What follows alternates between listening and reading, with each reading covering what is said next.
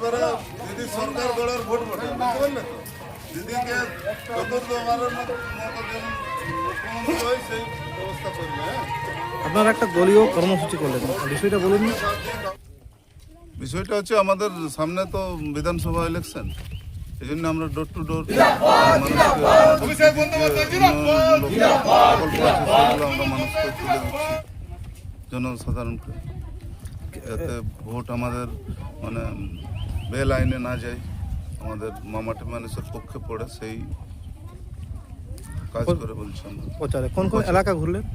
আমরা আজকে ঘাটবেড়া, একটু বড় গ্রাম, ঘাটবেড়া গ্রামটা এইমাত্র হলো আর কি, এরপর দেখছি আরো অন্যান্য গ্রামে যাব।